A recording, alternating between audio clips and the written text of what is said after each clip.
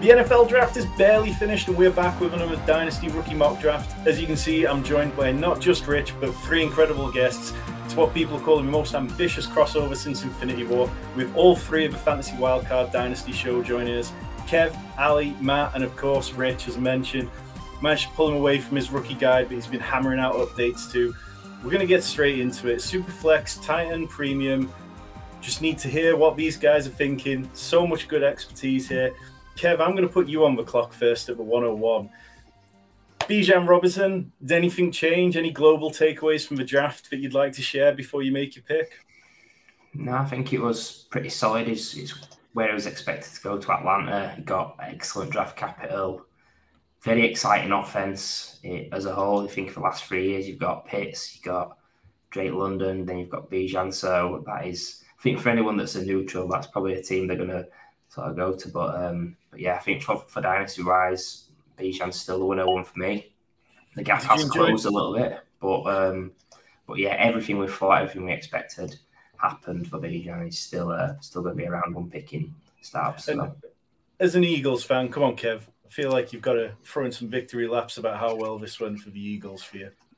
It was just a mega draft, wasn't it? And the trade for Swift. For real life point of view, it's just been an amazing weekend. What's the rest of the NFL doing? Yep, definitely a bargain. Okay, so we'll keep rattling through and we'll keep chatting as we go. Ali, you're a Bucks fan. How do you feel about Tampa's draft? Rather mid. Nothing really blew me away.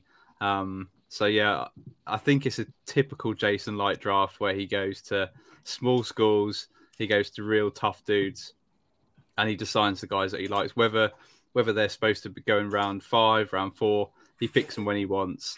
Yeah, I guess we're building for the future without Tom Brady now. So nothing really flashy, but perhaps in a year's time we'll look back and be happy with this draft. But yeah, I'm a little bit underwhelmed, to be honest. So here at the 102, then it seems like ADP settled on this being Anthony Richardson. Are you in agreement with that? Yeah. So yeah, pre-draft, I would have been picking CJ Stroud as my quarterback one, but I think with that confirmation that Anthony Richardson's gone to Indianapolis, the place that I really wanted him to go, obviously got the head coach there that has come across from the Eagles. Not going to say it's Jalen Hurts 2.0, but the ceiling for Anthony Richardson, as well as the floor now, I think the floor is a lot higher than it was pre-draft. So for me, it's a no-brainer. He's still in that same tier, but definitely picking him at the 102. How many games do you reckon Gardner Minshew starts? It's a very good question. I think that Richardson is going to start right away, and perhaps if it was another quarterback, I think Gardner Minshew is just purely a backup quarterback. He's not someone you can start, not like a Jacoby Brissett, someone who can really be that sort of bridge quarterback. Yeah, he's not going to start. I think Richardson's going to start from game one and be a top 10 dynasty quarterback right off the bat. Anyone disagree with that? I'm here for all the Minshew slander. Yeah, it's always kind of surprising just how many people seem to stick up for Minshew and think he is starting caliber, but we're firmly in the boat. He's just, backup at best. Matt, we'll move over to you at the 103. How was the draft for you? I know speaking to you a bit this weekend, you felt a little underwhelmed at times. Yeah, I think in terms of fantasy, I think because of over the years, obviously we've been building up this class, building it up to being one of the better classes. And then when it come to the crunch time and the draft came around, day one started fine, but then it seemed like when we switched to day two, which felt like the kind of area where we were all going to fall in love for fantasy, players were just falling, and the landing spots were just not ideal at all. So overall, I think, I am quite underwhelmed in terms of fantasy. I think in real life, a lot of teams have made some good moves. It pains me to say it, but Kev's Eagles obviously smashed it in terms of what they did. Me being a Giants fan, I'm relatively happy. I feel like we addressed needs, but yeah, it's hard when you've got a divisional rival like the Eagles doing what they did. They just seem to crush every single pick, to be honest. So overall, I loved it. It's the draft. I mean, you've got to love it no matter what the situation. You've got to fall in love with the draft. So I enjoyed it, but yeah, slightly underwhelmed for fantasy. So the 103, this kind of feels like, it's going to be Bijan Robinson a lot and probably Anthony Richardson a lot of the time in Superflex drafts. But it feels like here we might start to get differing opinions and differing rankings. Where do you lean at the moment? Yeah, well, I think you're spot on. For me personally, I've got all three quarterbacks in the same tier, but I have moved Richardson up to the top purely because of that landing spot going to the Colts and the early capital. I think he was the one player where he could have maybe slipped. I know there was rumors that CJ Stroud could slip, and like Ali mentioned, I was like him as my QB1. So I think at this spot, yeah, I'm going to take CJ Stroud at the 103. I think, as I mentioned, between him and Young, I think them two are relatively similar in how you're going to view them for fantasy. I think both are going to be solid quarterbacks in the NFL. I just feel like Stroud's probably the one that I think is going to adapt the best. He's obviously going over to the Texans. I feel like they're going to really build around CJ Stroud. I think it shows a lot that there was rumors that they weren't going to take him, but the fact that they've actually locked him in, went and picked a weapon for him later on in the draft, I feel like they are really comfortable with CJ Stroud. The fact as well that they made that trade for the number 3 pick in the NFL draft and giving up their actual first for next year. I think that's kind of a little bit of vote of confidence behind CJ Stroud, that they believe that him and this team in general can maybe surprise some people next year. So I just see that as a bit of a vote of confidence. So I like CJ Stroud. I think he's going to be a solid quarterback in fantasy. Maybe not with the ceiling of an Anthony Richardson, but I'm happy to get him at the 103 in a Superflex. I think that's a really good point you brought up there, Matt, about how they gave up that first next year, because they will still have one first. I can't remember whether it's Houston's first or whether they gave up the Browns first next year. But I think they gave up their own and they've still got the Browns. So okay, so you'd imagine that the Texans are going to finish worse off than the Browns next year. And it's like, we do see that with teams. You know, the Bears already have that kind of safety net next year of 2 firsts, but if things go catastrophically wrong with Justin Fields, that they've got that, you know, ripcord that they can pull and find another quarterback then. So, yeah, definitely. Rich, at the 104, how are you feeling after the draft? I know you've been busy on the rookie guide. Like, anything that really shocked you this weekend? No, day one, I think, was pretty much chalk, and as expected. I think day 2 and day 3, everything went out the window, and I was shocked pretty much every pick, to be honest. But yeah, for me here, I've got Bijan, Anthony Richardson, Bryce Young in my first tier, and I've just got CJ Stroud just that little bit below.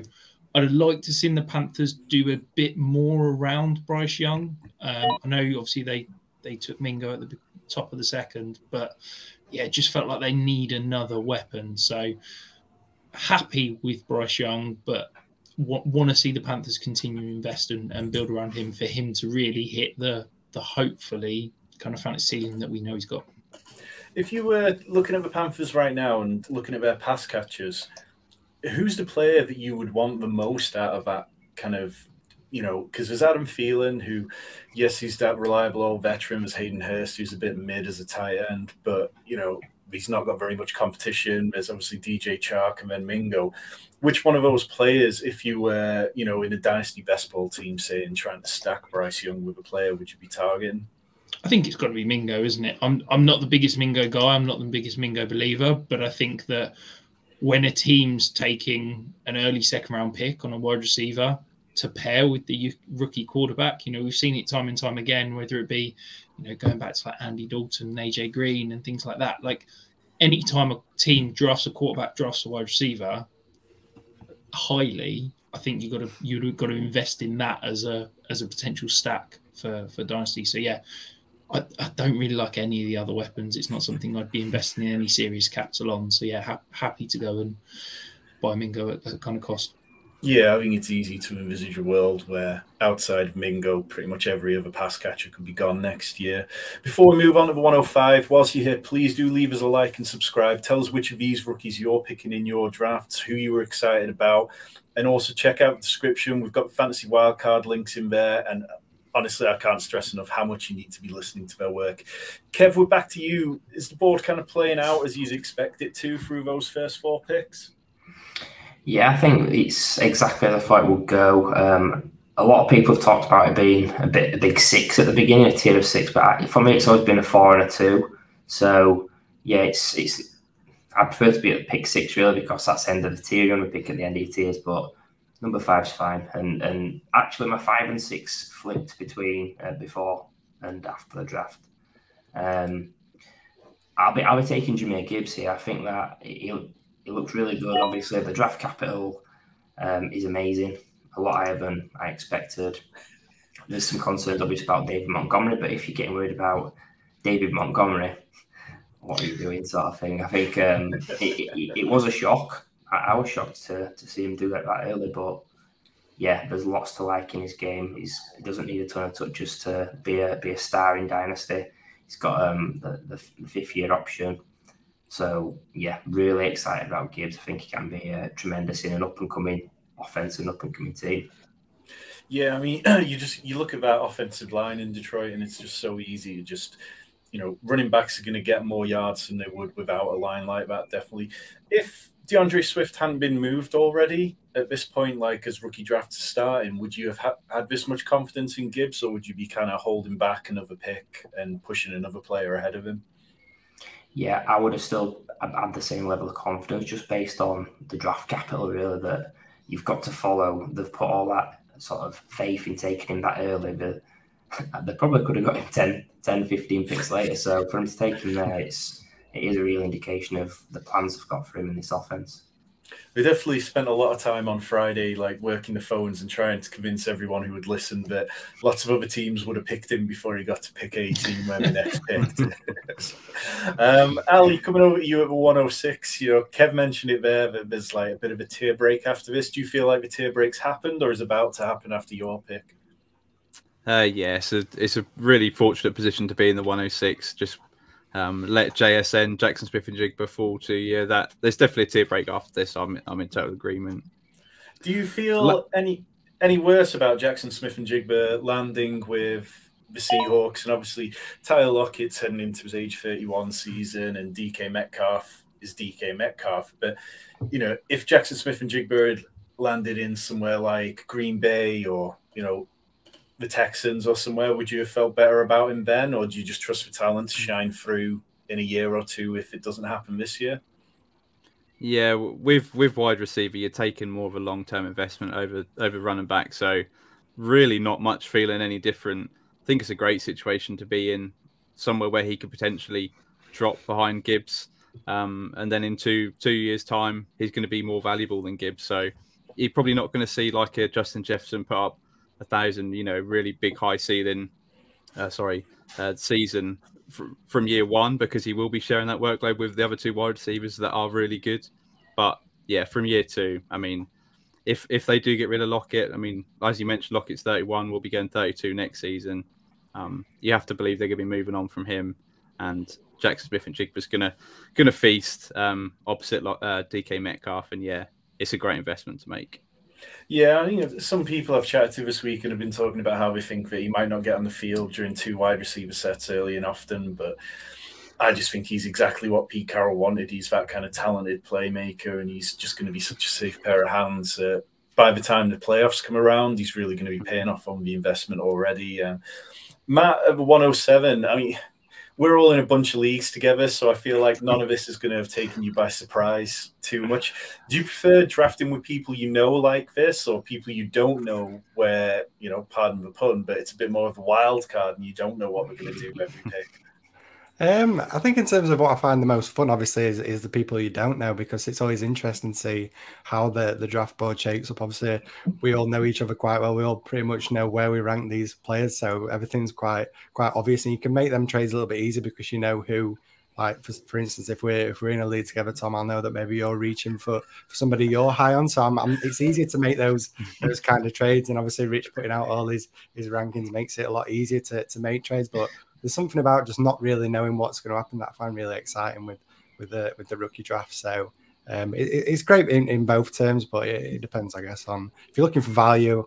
I'd probably say it's better being with people that you don't know, and then maybe you can get those values later on. But when you're with smart guys like yourselves and the Wildcard boys, then you don't really get value in these drafts. All right, and then on that note, then hit us with the surprise of where you're going with 107. Well, I mean, this is it. This is where you just know that you're getting a good piece of value, or where I could potentially trade, because I know there's a guy sitting here that you've just been mentioning with JSN and Gibbs being in their own tier. I know for a fact that there's a guy in this draft that would take another guy, probably over both of those.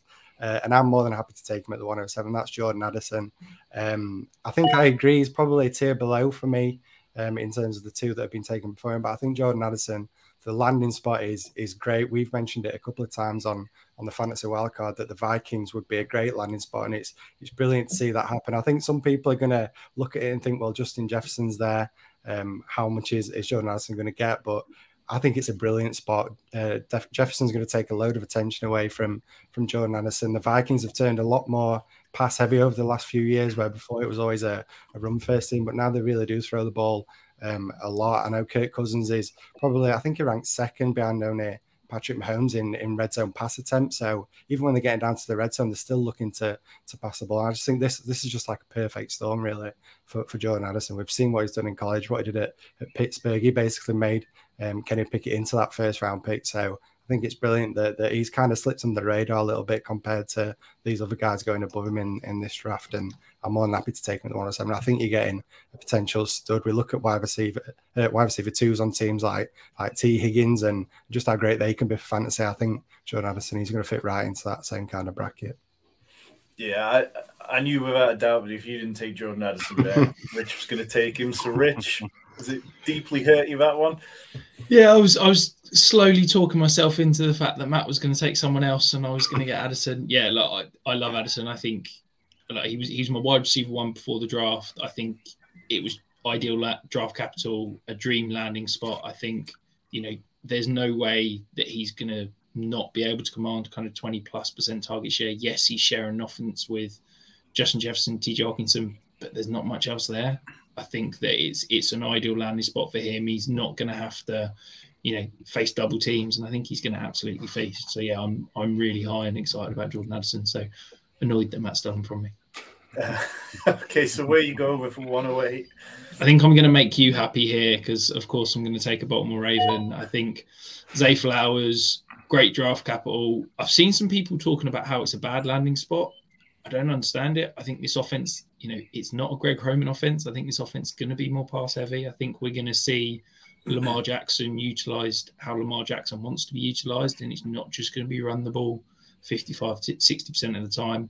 I think that the three wide receivers in Rashad Bateman, Odell Beckham, and Zay Flowers are now perfect complements to each other. I think all three of them can line up all over the field. And I think that Zay Flowers, he might not command that elite target share in year one, but let's not pretend that Odell Beckham's going to be around for 3-4 years, is he? I think that, Zay Flowers is going to have a good, solid year and potentially become a star down the road. I'm really excited, and I think there is an argument where I could be convinced that Zay Flowers belongs in the tier with Addison, Smith and Jigba and Gibbs. I'm not quite there myself, but it is very, very close. Yeah, it's definitely been an awful lot of people talking about, Lamar Jackson's only going to throw the ball 20 times a game and stuff. And it's like, you've really just got to throw that out of the window. This isn't the case. Lamar's banged the table plenty of times over the last few years about wanting to pass the ball more often, about wanting more weapons to do so.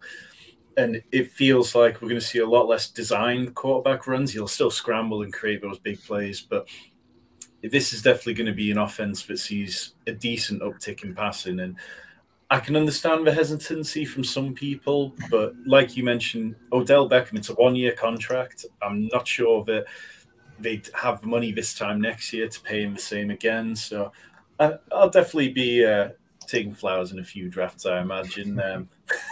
Kev, coming back to you at the 109. We've got a question from Hannah of Fantasy Wildcard Rewind and 5 Yard Dynasty Show. She asked, what's the biggest surprise of the draft and how did it affect your approach with the rookies?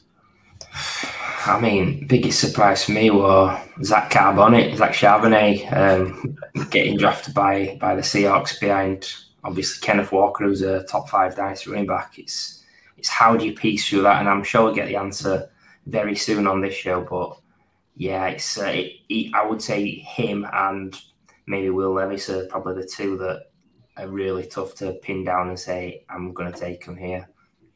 So, yeah, definitely I think we'll discover Will Levis' price as we go. But he was kind of going in that range in pre-draft mocks. But where are you going with your 109, Kev?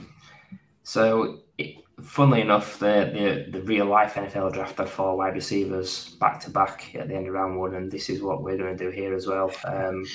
Quentin Johnston, that's my wide receiver 2 pre-draft. It's going to be the same post-draft. I actually think whoever you've got in these 4 pre-draft is going to be the same 4 post-draft. I don't think much has changed. They've all got very similar draft capital, pretty decent landing spots for all of them. I guess with Johnston, the things I like about him is he broke out early.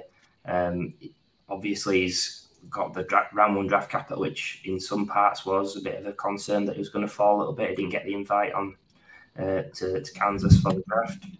I think as well, landing with the Chargers, tied to Justin Herbert, you can tell a story that in a year's time he's the number 1 there. So really pleased with the landing spot. But like I said, I don't think out of these 4, I'd be surprised if you're moving them up or down between the 4 based on where they've gone. But yeah, just had to make sure he goes before the 205 on this one. I think that's a really good point on Quentin Johnston. I think he's a player that I'd probably expect a little more out of in best ball formats than in standard redraft or possibly Dynasty this year, because it feels like he will be competing with Mike Williams and Keenan Allen. But like you say, it's very easy to think that in a year or two, he could be the clear wide receiver 1 attached to Justin Herbert, and we want exposure to guys like that. Ali, I'll come over to you at 110. We're kind of getting into that range where the tight ends are being considered in tight end premium. Do you feel like any of these rookie tight ends got a good enough landing spot that you'd be taking them around here? Yeah, so this is tight end premium. Am I correct? Yeah.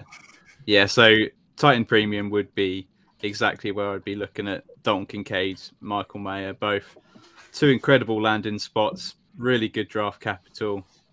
These 2 would be the 2 that I would look at, and Kincaid is my number 1. I mean, this position I'd probably like to trade back, but if I have to pick a guy, it would be Dalton Kincaid at this position in tight end premium. I just see his ceiling being a top 5 or 6 dynasty tight end with linked to Josh Allen.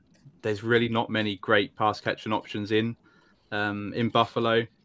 You have to be excited by the fact that they had traded up to get him. He was the guy that they were banging the drum last week about. They wanted to trade back into the second round and pick up capital. They didn't. They saw the guy drop in. They wanted to get ahead of Dallas and take him.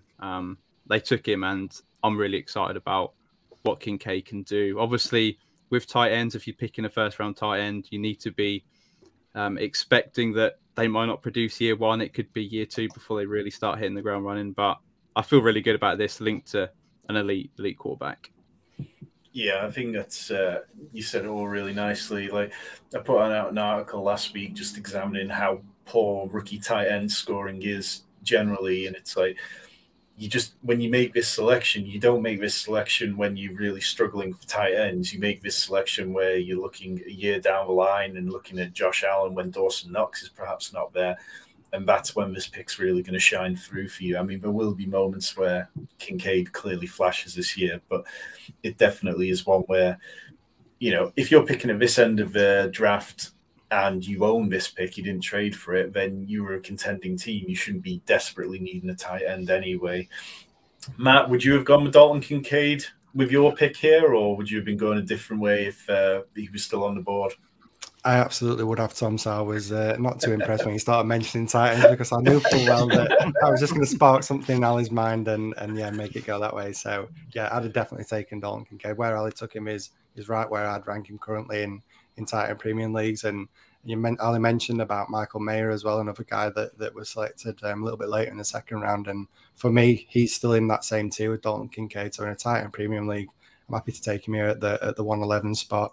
As I said, it's a shame that he did slide to the second round, but I think in terms of talent, I think he is a round 1 tight end. I think he's got the talent.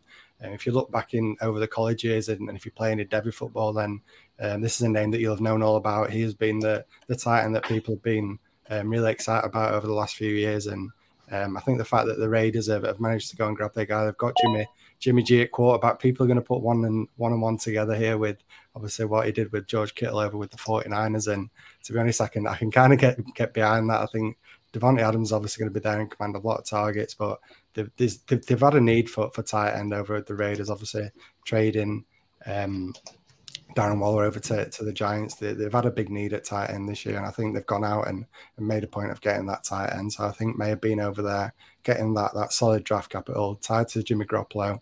Devontae Adams getting up there in age, but he is going to command targets early. But I just love the landing spot and the fact that he did manage to to get early day 2 draft capital. I think in Titan Premium Leagues, I think he's going to be a stud. Maybe not instantly, but I think in a couple of years' time, Michael Mayer is going to be mentioned in that same bracket as like a Dalton Kincaid. Good stuff. Rich, Will Levis, we saw him slip down the draft, slipping down these rookie drafts now in Superflex. Do you take the quarterback and just, stash him for a year or however long it takes? Or do you think there's not enough value because he slipped to where he did? I think I'd potentially take him at this pick. If a couple of guys had been taken off the board. He's my 12th overall prospect in Superflex Titan Premium, but I have got 2 guys that are still on the board ahead of him. So I will continue to slide. If this was kind of a real draft, I probably wouldn't be drafting this guy here because I think ADP, I don't even think he's on your board there in terms of ADP, and I think that he's probably going to fall a little bit. So I'd maybe looking to move back 4 or 5 picks, or if I've got another pick, maybe I'd go somewhere else. But the guy I'm going to go with is Jaden Reed.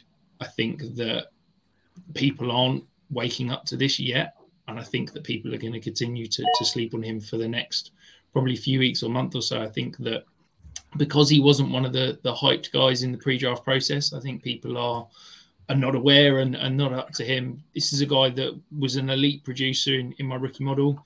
The reason I wasn't particularly high in the pre-draft process was because I was expecting him to be a 5th round pick. He goes in the seconds to the Packers, which, let's be honest, this is a dream landing spot. They've got, a young quarterback. We don't know what's going to happen, what Jordan Love's going to be, but there's no established alpha wide receiver. There's no established number 2 wide receiver.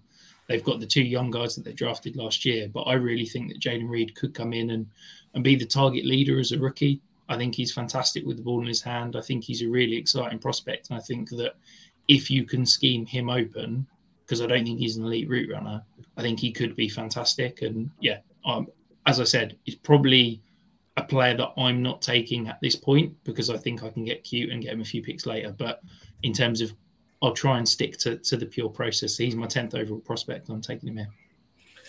Good stuff. I think it's a nice, interesting pick there. It's definitely one which not everyone will agree with, but I think what you're saying makes plenty of sense too.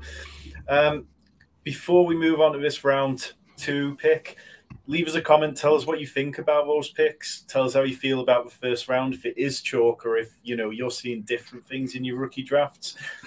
Kev, moving over to you at the 201.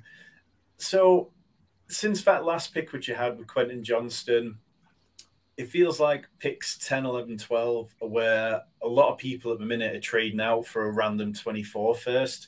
How do you feel about the opening parts of round 2? Do you think it's better than the sort of closing stages of round 1 in terms of value? It's a great question. I think, first of all, if you're trying to trade out from 110, 111, 112 for a random 24 first, that's not happening for me. Like, it's got to be earlier than that if I'm going to entertain it from the other side, giving up a 24 first sort of thing. But yeah, I think it does get a little bit murky after sort of probably the tight ends. In this draft, it's going to get rather messy. There's going to be a lot of differing views. The guy I'm selecting, people might think, he's pushed him up his board because of the landing spot, which is not true. It's a guy I've been high on all the way through the process. It's Devon A-Chain, running back, who's gone to Miami in round 3. I just love his speed, his receiving ability, explosiveness. I think the landing spot is fantastic as well. Getting him on the outside is going to maximise that track speed he's got. But he's actually a really decent, underrated guy in between the tackles. Yeah, size is a concern, but I'm not too fussed. There's concerns over Jahmyr Gibbs. If he weighed 1 more pound, there wouldn't be concerns because he's 199. So, yeah, no concerns with A-Chain. I'd be happy to spend a late round 1 pick on him in this or your regular formats. I think it shows out really well in my college model above guys like Dobbins, Javonte Williams, Swift, etc. So really looking forward to what he can do. Can I jump in, Tom? Just yeah, of course. Go for it. I love the player, love the landing spot. I think I agree with everything you've just said there. Are you a little bit concerned at the draft capital that it was back end of kind of round 3 with some other guys going a little bit ahead of him? No, I did have round three projection on him. I thought it would be early in round 3. We are seeing that maybe the NFL is switching a little bit to give more opportunities to later guys. For example, Damian Pierce seems to have managed to keep his spot. Is that a trend we're going to see in the future? Potentially. So it might be that when we're doing his cut-offs at round 3, it might be mid-4, for example, from now. But not too much of a factor for me on that one. Okay, so we'll move over to 202. Ali, I'll hit you with the same question from Hannah that I gave Kev earlier. Like, what was the biggest surprise of the draft for you, and how did it affect your approach to your rankings and everything like that? Well, it actually leads quite nicely onto the guy that I'm going to pick, and Kev did mention him slightly there. It is Will Levis and his slide through the whole of round 1, which was definitely not what I was expecting. I did really panic when the Buccaneers got on the clock at pick 19, and I was expecting Will Levis to be the pick, but thankfully not. It wasn't. But Will Levis, I think the values here at the early part of round 2 to take the quarterback. They came out and said his quarterback 3 on our roster, Malik Willis and Ryan Tannehill. I don't really see that as the case. I think if he shows up in the the preseason and balls out, I think he could potentially be the starter day 1. I'd certainly think he starts at least 4, 5, 6 games this season. Obviously we know he's got all the tools to succeed. There's a lot of accuracy issues there, so he needs fixing up. Bit worried about the weapons that he's got in Tennessee, but I think this is the value where you take him in Superflex. You can roster him for a year and hope that when he does get that starting job, you can probably trade him away for a first.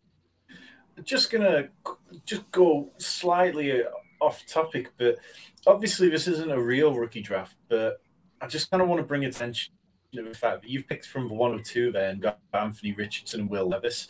And I think if you've got any kind of worries about Anthony Richardson, but you target him because of his ceiling, having a second shot at a starting QB with Will Levis in the second round, it should really give drafters a lot more kind of security in how they feel the quarterback position is going to play out. And if it plays out like you said, that he ends up as a starter as day 1, you're in a great situation to be able to trade one of those. If Ryan Tannehill was to get traded now, in terms of real NFL value, Ali, what do you think he'd get? Anything worth mentioning? What, for Ryan Tannehill? Yeah. How much of the contract are the Titans eating? There's a decent chunk of money that needs eating, yeah. It is a difficult one because it all depends on he's owed a lot of money, and the Titans obviously want to get out of that. But who's going to pay that money for him? More or less than DeAndre Swift was traded for. Can I say a push? Yeah, we'll take the push. That seems entirely fair. Okay, Matt, so we'll come back to you. Will Levis was probably one of the kind of more easy picks because it's that kind of, value in the position if he'd still been there. Where are you going with the 203?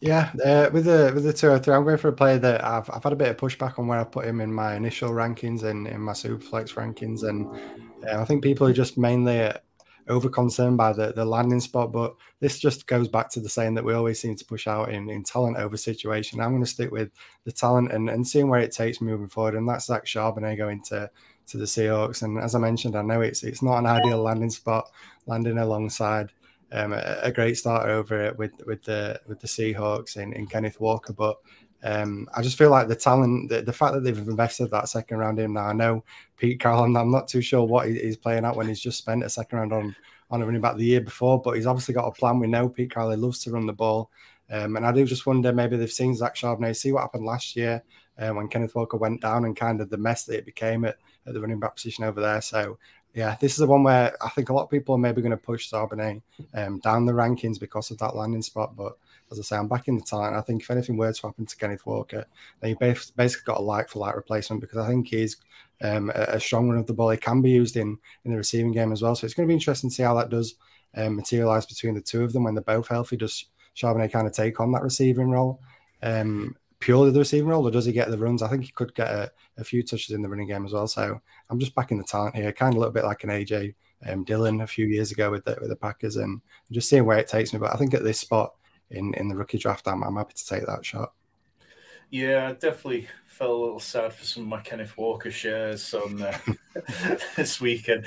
But pre-draft, at one point, I cracked a joke on Twitter just saying it wouldn't surprise me if Pete Carroll drafted Bijan Robinson with the 105 because he loves running the ball so much. And, this is kind of an extension of that. We shouldn't really be surprised. The Seahawks, this is how they like to run with things. And I'm sure that both players are going to have plenty of use at times. Rich, coming at you at the 204, if you didn't like this pick, what kind of return would you be looking for it if you traded out of it? I think to be honest, this is the point of the draft that I start to re-like it again. I sort of like the first 9 picks, 10 through up to probably the 202, 203 I really don't like. And then now I like these next sort of 7, 8 picks. I think this is a good spot. There's some good value. I think there's some good guys in here. If I was looking to trade out, I'd probably need a future seconds plus something. But realistically, you're probably looking to try and go and acquire a veteran or something like that rather than pure draft capital. The guy I'm picking here, so slight mini rant. When we talk about landing spot with prospects, okay, it feels like it is completely random. I don't value landing spot at all in terms of my valuations, my models, my ranks, anything like that, because I think that it's really difficult to understand what's a good landing spot. A trade, suddenly Jamal Gibbs has gone from a bad landing spot because Swift was there to Swift traded a day later and it's a good landing spot. With wide receivers, it's exactly the same. We can have good landing spots. Sky Moore last year, apparently it was an amazing landing spot. We've removed Juju Smith-Schuster, and suddenly it's a bad landing spot. I can't understand it. Rashee Rice, good draft capital, good profile, is a different type of receiver to what the rest of that offense has got. If I'm getting him for an early to mid-second round pick, I think that's fantastic value, and I really like going and grabbing someone like that at this point in the draft. Any concern that, as our good friend Mags mentioned, that he's part of the Patrick Mahomes scouting tree that chose Clyde Edwards-Helaire and Sky Moore over the last couple of years and apparently banged the table for Rashee Rice? I don't buy that at all. I think that, yes, okay, he was working out with Patrick Mahomes pre-draft, but then so were about 7 other receivers. I think that this is where I was expecting him to go in that kind of second, third round. I don't necessarily think that it's a massive reach like a Clyde Edwards-Helaire was. And I think after that situation, if the Chiefs brass are listening to anything he's got to say, I'd be gobsmacked. Okay, Kev, 205. Yeah, I mean, wide receiver is pretty interesting because I always used to think top 50 was the cut-off point for elite guys, and then our good friend Scott Connor kind of put me in my place and said, actually, you need to be moving it to top 40. And then I did the research. I looked at guys selected between 40 and 50, and it was just littered with absolute messes. Like over the last 5 years, I think it was Christian Kirk, and then it's just guys like Chenault and Claypool and Dante Pace and stuff like that. So top 40 is where I was looking, and this guy, he did land in the top 40. It was a shock. Jonathan Mingo to the Panthers. But yeah, following the draft capital, first of all, that really boosts him up in my rankings. And then you just look at the wide receiver core they've got. It got mentioned a little bit earlier. It's going to be wide open from next year. I think there's only Thielen through. I'm forgetting about Terrace. I just think it's going to be wide open. You can see a clear path to him being a big factor in that offense. If Bryce Young's as good as he's meant to be, you've got to be really happy with that as well. So, Jonathan Mingo's the pick, a process play on draft capital and expectations in the short term. Good stuff. Ali, 206, what about you? Yeah, so I'm going to stay on the theme of the wide receivers. I'm going to go for the pre-draft rookie darling, the guy that everybody was saying, don't mention him because he's my secret, but he was nobody's secret towards the end. And I'm picking Marvin Mims, back end of the second round, and he's Sean Payton's first ever draft selection for the Denver Broncos. It does make me incredibly excited about how they're going to use Marvin Mims, a guy that is really versatile, can play inside and out, just does everything. And there's obviously rumours that Jerry Jeudy, Cortland Sutton are on the block. If one of those two guys does get a move away, then wow, it's really wheels up for Marvin Mims. Even if not, I think eventually one of those two guys will move on, and Marvin Mims will take that top 2 wide receiver role on this team. So yeah, I think this is the perfect spot at a great value to pick him. It just seems impossible that the Broncos are going to get through this whole season with both Cortland Sutton and Jerry Jeudy on the roster. It feels like if it doesn't happen in training camp, perhaps it'll happen by the deadline or something like that. And then by the end of the season, Marvin Mims is making a real impact on your fantasy teams. Matt, what have you got for us at the 207? Yeah, so at this spot, obviously with it being Superflex, there's still a quarterback here sitting on the board. And I think this is the kind of range where I'm happy to take that shot and take Hendon Hooker. Obviously being selected by the Lions. You know for a fact that this is going to be at least a year of waiting, sitting behind Jared Goff, obviously coming off that ACL injury in his college career. But I think the rumours that I've heard and from a lot of people is that the talent-wise, he could have easily been a round 1 selection in the NFL draft if it wasn't for that serious injury towards the end of the year. So I think given the fact that he did slide in the NFL draft, has kind of put a little bit of value now back on him. Because I heard rumours of if he was to go in say, the end of the first round, that he could be a guy that you're going to have to take at like the 109, 110 in your Superflex draft. So I think now the fact that I can get him at the 207 feels like solid value. I can sit and wait on him for a little bit. We've seen quarterbacks in the past, guys like obviously Jalen Hurts and him sitting, and then what he's been able to develop into in terms of fantasy quarterback. Well, Hendon Hooker's not quite up to that level of obviously running the ball. I think he is still a capable runner and somebody that offers some upside in the running games and with his rushing ability. So yeah, I think Hendon Hooker at this point is a great stash in Superflex rookie drafts, and yeah, we'll hopefully see how it develops in a year's time if he does get the chance with Jared Goff. Yeah, I think like loads of people were very excited about the idea of Anthony Richardson landing in Detroit, you know, a rushing quarterback behind that offensive line and with that running game. And although Hendon Hooker's probably not the same type of athlete as Anthony Richardson, it's like we shouldn't automatically downgrade him just because he did slip further than maybe some of the NFL mock draft experts were predicting. But if he ever does get on the field, he really is going to return value quite quickly, you'd imagine. Rich, do you like that spot for Hendon Hooker midway through the second? It's a bit rich for me, if I'm being honest. I'm not the biggest Hooker believer. You know, this is a guy that's only 2 years younger than Jared Goff, and yet we're talking about him as the young replacement for Jared Goff. So yeah, I personally don't think I can draft him in the top 2 rounds, but I realise that probably means I'm not going to have much Hendon Hooker. Okay, so where are you going at the 208? So I'm going to get this guy hurt me the most, I'm going to say, in terms of his draft. I was potentially thinking about, you know, this is a guy that I could be getting in that sort of 110, 111 range pre-draft. It's Josh Downs. Loved him pre-draft. I think great in my model, great profile.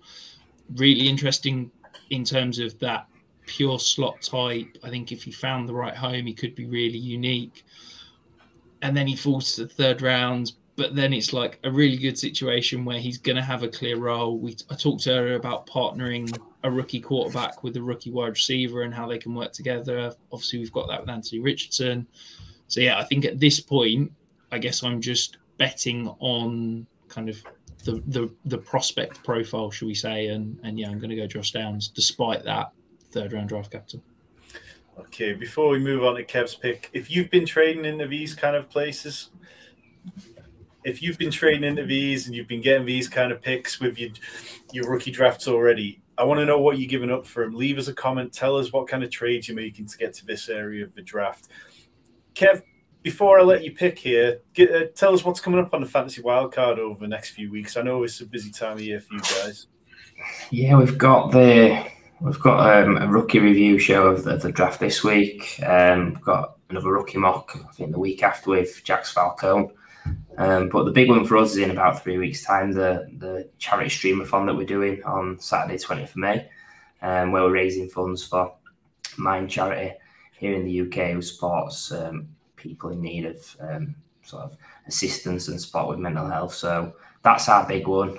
Obviously, the Fantasy Sanctuary is going to be representing 11 o'clock slot in the morning on that day. But yeah, 16 hours of Dynasty content. We're going to go through every team in the league. Yeah, if you can donate, please do. But if you can't, please just give us a support, watch us, retweet, share your thoughts, tell us who your favourite guests are. Obviously, it's going to be this one. Yeah, we're big supporters of what you guys do with Streamathon every year, and we're really looking forward to coming on. And like I say, if you haven't checked out the Fantasy Wildcard already, check out the links in the description below. Well worth your time. Incredible work they're doing. Kev, at the 209, where are you going? I think with it being tight and premium, I've got to go that direction. I think if you're getting a round difference between sort of I do have it in 2 tiers, so I've got a tier of 2 at the top and then another tier of 2 after. I think if you're getting a round difference in tight and premium, that's fantastic. So we'll be one of the 2 tight ends. I was close to flip-flopping, being honest, because I had Musgrave and Laporta as my 3 and my 4, but I am going to stick with that. I know there is a bit of concern that a second tight end was taken by the Packers in round 3, but yeah, I just think Musgrave for me slightly better prospect. Obviously, a little bit better draft capital than his teammate. Yeah, I just think process play again, tight end premium, take your shot. That offense, yeah, there's Christian Watson, there's a rookie in Reed. It's going to be wide open after that. So yeah, I'm happy to get on board with Musgrave. Good stuff. Ali, how about you at the 210 here? Yeah, sniped in this mock draft, but yeah, we'll carry on, and I'll pivot to the runner back. The runner back position will stop the rot. We'll go with Tank Bigsby, landing in Jacksonville to play with Travis Etienne. Obviously, Travis Etienne, for a lot of people, they'll have him in the top 10 dynasty running backs. I think it's a great running back, Travis Etienne, especially when he's healthy, but that's not always been the case. He's struggled to stay healthy, be on the field the whole time. I think Tank Bigsby is a great complement to what Bigsby is, to what Etienne is. Sorry, that offense as a whole is really exciting. Can take another step this year under Trevor Lawrence. I think it's just a really safe prospect, and obviously if Travis Etienne misses any time, then Bigsby can fill in and be a 3 down back in my eyes. I really like that pick. I was kind of on the train for a little while that the Jags were going to bring somebody in, and it wasn't a position they were going to ignore, because there were just games down the stretch in the playoff game against the Chiefs where they seemed to have JaMycal Hasty, who they were giving touches to, and they don't seem to want to overload Travis Etienne in the same way that fantasy managers might hope they do. So I definitely expect Tank Bigsby to be making contributions this year. Matt, 211. Yeah, obviously tight and premium. I'm going to go back to the well, and Kev mentioned maybe it's not the pick you've gone for, but Sam Laporta for me at this spot. I mentioned a little bit earlier with Michael Mayer and that need that they had at tight end. It's the same with the Detroit Lions. They've clearly got a need, obviously, after TJ Hawkinson left, and we saw what a great impact he had over on that Lions offense. And while it's changed a little bit, obviously Amon-Ra St. Brown stepping up with now brought in Jahmyr Gibbs. I just feel like there's a great opportunity here for a young tight end to hopefully get some opportunity early. And yeah, I think in a tight end premium league, you've got to get that kind of value at the end of the second round. Love it. I think that's a very smart pick. Definitely an opportunity there. Rich, were you perhaps hoping that Sam Laporta fell to you there? Shocking, isn't it? Yeah, look, I really loved Laporta in the pre-draft process. I love him even more now. I think elite draft capital, elite landing spot. We're going to see him be potentially the rare tight end that plays a significant amount of snaps by sort of the middle to end part of his rookie year. So, yeah, I think that's an absolute steal there. Kind of throw me in a loop a little bit because, there's a big bit of a tear break for me here. But look, at this point in the draft, I'm all about shifting and looking for upside. You know, safe plays are gone. I'm aiming for the moon, and there's one wide receiver who is absolutely minuscule, But if you remove that from the process, ticks every single box. He's an elite athlete. I think his agility skills are fantastic. I think he's the best route runner in this entire draft class, and that's Tank Dell. So yeah, at this point, he's got an opportunity in Houston to carve out a role. Again, I feel like I'm doing this every time, but we talked about rookie wide receivers with rookie quarterbacks that pair up. There's another one there, and I think that he's a good dart throw at that back end of the second, early third round. Good stuff. We'll move on to the third round. We'll take the pace up a little bit here. Obviously, you know, these players don't need quite as much in-depth analysis on them, but Kev, where would you go with 301? Yeah, I think I'm just going to go to basically the last couple of rounds are going to be running backs for me. I'm not too fussed about other positions. So this is a market play on Kendre Miller. I think he's where he was going in early round 3. He's going to have a lot of opportunity to trade him away if you're not super keen on him. But yeah, I think he's an interesting one. It's a bit of a lottery ticket because he played behind Zach Evans. So we probably don't know the full package, but something that's really interesting at this spot. I think it's a very good chance Kendre Miller is playing a lot of meaningful snaps very early on in his career. Ali, 302? Yeah, keeping on the running back theme, I'll take Tajay Spears, the guy with no ACL. But hopefully, I mean, this is the guy that pre-draft was going sort of early to mid round 2, and we're now able to take him a full round later. It seems a value pick here. Obviously, Derrick Henry is about 43 years old. We don't know how long he's going to carry on in the league, so it's just I think it'd be a great compliment. And then when Derrick Henry does finally hang it up, I think he can take over that role as long as his knees hold up. Yeah, I learned today that Hines Ward played his entire NFL career without an ACL. So if he could do it, maybe Tajay Spears can do it. Forgive me for pointing this out, but like, you know, how many Dynasty players say they play in a 2-3 year window? Well, even if he's got no ACL, I'd like to believe he can play for 2 or 3 years. Matt, the 303? Yeah, let's keep the run going. I'll take a running back again. Like the guys have mentioned, this is the kind of area where I do look to take the shots on running back, and this is a guy that I've really liked, and I kind of got a little bit tame on him going towards the NFL draft, but I think I'm back in now, to be honest. It's Roschon Johnson landing with the Chicago Bears. I think he's in a great situation with the Bears.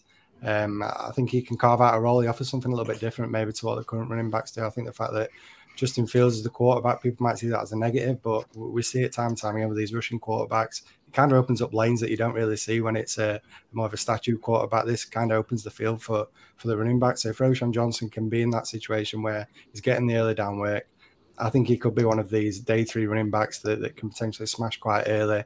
And even if you're not sold on him as an actual prospect, I think you can get a good return on value, a little bit like a Damian Pierce last year.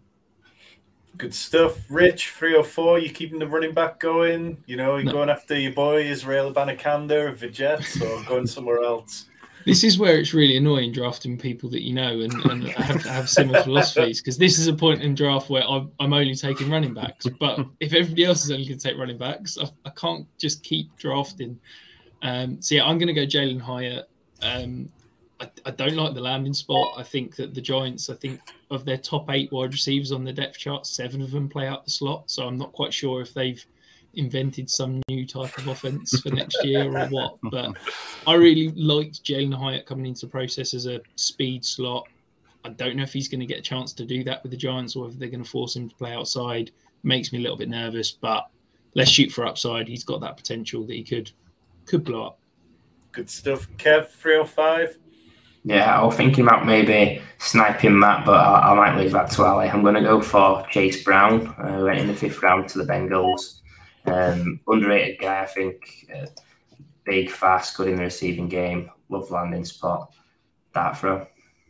Good stuff. Yeah, definitely. I think that's going to be a popular kind of sleeper pick for if the Bengals decide to do anything about Joe Mixon at some point. Ali, 306. Yeah, sniped again.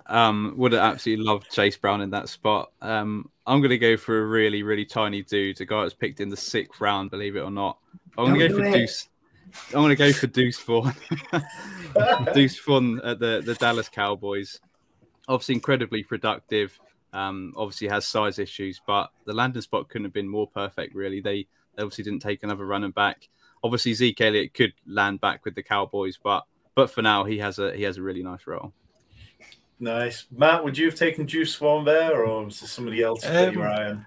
I'd have looked at him, but there was definitely a running back that I was maybe a little bit too high on pre-NFL draft, and I think now it's got to the point where I've just got to take him mainly for the memes, but I think I've still got to take him. I can't not take him. It's Zach Evans. It's been mentioned all over Twitter. I've got some of the big dogs even pulling up my tweets and ripping into me, but I still believe that Zach Evans, while he's not going to reach the levels that maybe I hoped, he's got an opportunity with LA Rams. We know how they like to run the ball. Cam Akers has kind of struggled a little bit to stay on the field, so he's got an opportunity here. It's a late dart throw now, and I'm willing to back the talent and take Zach Evans. Yeah, I'd much rather have Zach Evans and the situation he's got ahead of him than some other running backs. Rich at the 308. They've continued to take the running backs, so I'm going to continue to pivot and not strop about it. I'm going to go Cedric Tillman. Interesting landing spot in Cleveland. Decent draft capital, not elite, but I think he could really carve out a nice little role. Nice. Kev, this will be your last pick of the draft. Where are you going with it? Yeah, let's zag. I'll go for back to tight end with it being tight end premium. Not a guy I'm super high on, but love the landing spot, love the draft capital.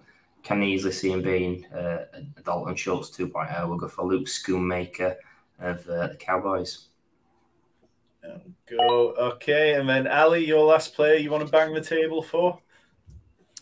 Well, I'm not really going to bang the table for him, but someone I liked. I like the landing spot.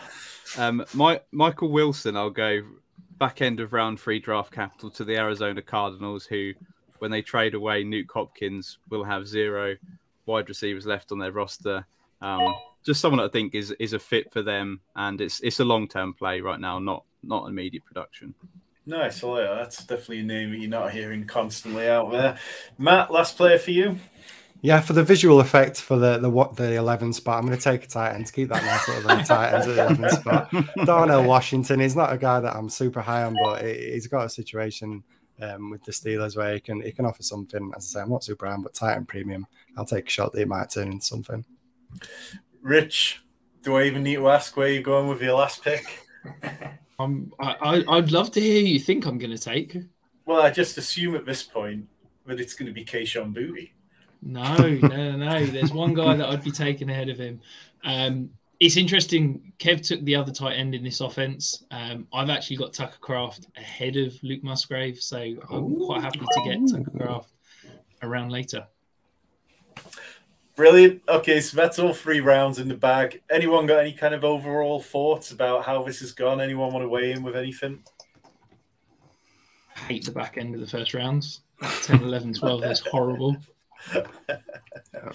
Kev, anything stand out to you?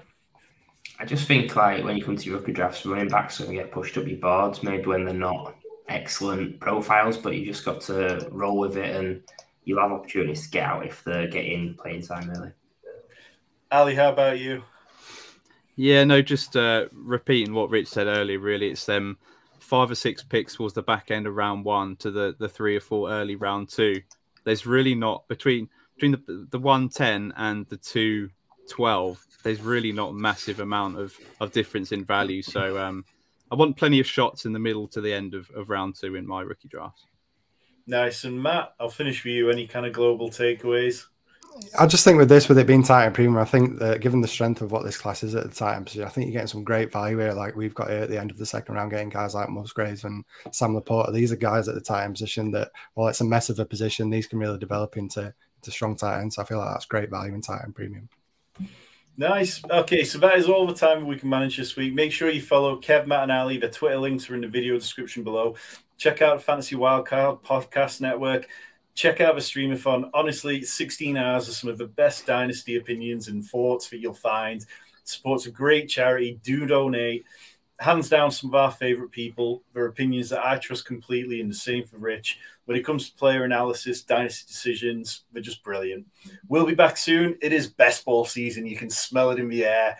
I'm so ready for all those best ball lobbies. Hit the like, hit the subscribe button. Go crush those rookie drafts, and we'll be back soon.